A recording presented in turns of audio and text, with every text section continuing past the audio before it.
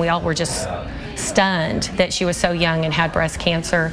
And then several others just a couple years later found out they had breast cancer, and a few years later a couple more.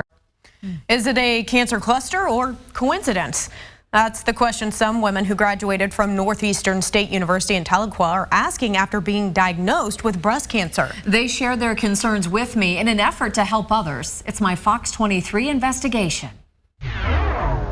These 5 women flexing their muscles or showing their strength as breast cancer survivors. It's starting to stack up. They're also all sorority sisters who attended Northeastern State University in Tahlequah in the 1990s. It just seems very odd that such a cluster of women during a certain time, all had similar diagnoses.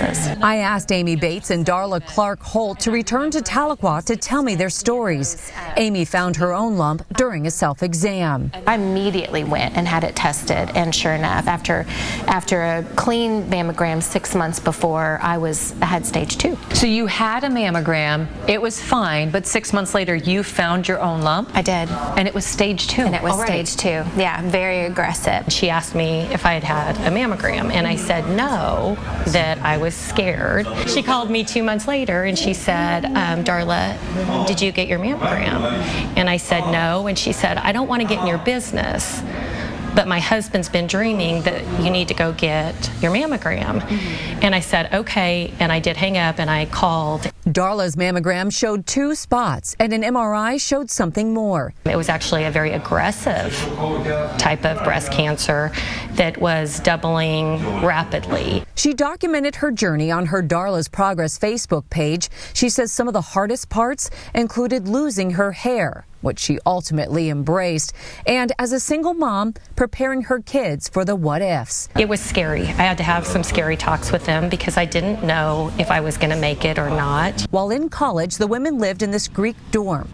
Here's a fresh picture they took outside. Sigma, Sigma, Sigma, or Tri-Sig sisters live on the first floor. How many sorority sisters are you aware of who have been diagnosed with cancer? The number keeps growing. We have 10 for sure that we have documentation for, but we still get word every day, it seems like, that someone else from other sororities and other people who have lived in the dorms and, in the area. They're adding women from other sororities to their Breast Cancer Cluster Discovery Group Facebook page. The Delta Zeta floor started seeing that some of their sorority sisters started being diagnosed. And just recently, an Alpha Sigma Alpha, they had the 3rd floor, reached out, and she said she was diagnosed at the age of 41. And what is very concerning is that, over the age of 50, breast cancer is pretty normal. Yeah. But my oncologist, when I was going through it, I was telling her the story, and she said under 50 is very alarming. So that's why we're trying to figure out, is there something environmentally here? Because the link between all of us is we all lived together. We spent years together. The women don't know if their cancer was caused by something on campus or out in the community, or if it's just a coincidence. Some of our best years of our life were right here, and we have such fond memories. It's not about the university. It's not even about the city of Tahlequah. It's more so about, hey, let's get awareness and let's put resources towards finding the answer. To help in their search for answers, I contacted Northeastern State University in Tahlequah. I asked their spokesperson in an email if any concerns have been raised about this previously or other parts of campus, and if the university has done any research, investigating, renovating, or anything regarding this concern. I was sent a statement back with a quote from the Vice President of University Relations, Dan Mabry. It reads, quote, "Cancer is an ugly disease that impacts many lives in various ways.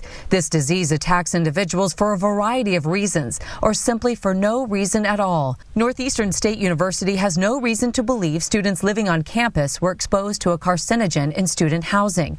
We hope for the greatest outcome possible for any individual afflicted with this disease." When I contacted the Oklahoma State Department of Health, I learned about the Oklahoma Central Cancer Registry. All healthcare providers are required to report all cancers diagnosed or treated in Oklahoma since January 1997 to help study cancer trends and develop prevention programs.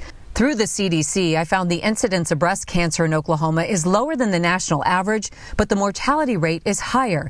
The CDC defines a cancer cluster as a greater than expected number of the same or related cancer cases that occurs within a group of people in a geographic area over a defined period of time. The challenge in now determining a link between the sorority sisters is that some may now live in other states, with their stats not added to Oklahoma's records. But starting this Facebook page, gathering information, and sharing their stories are among the first steps toward finding answers, offering support, and potentially saving lives. Our goal, if one person goes and gets their mammogram because of this story, we won. And that's so important. That's really scary what they're talking about. And we've been talking a lot about it tonight, but since we posted on our Facebook page and it's on the web, it's kind of caught on. A lot of people are talking about it going, hey, I have concerns too. Right, you've heard from people, I've heard from people. I lived in the dorm such and such. I was diagnosed with breast cancer, so obviously we will continue gathering this information, and then hopefully at that point, once I have more, I can take it to an expert who can truly take a closer look at this and dig into some open records as well.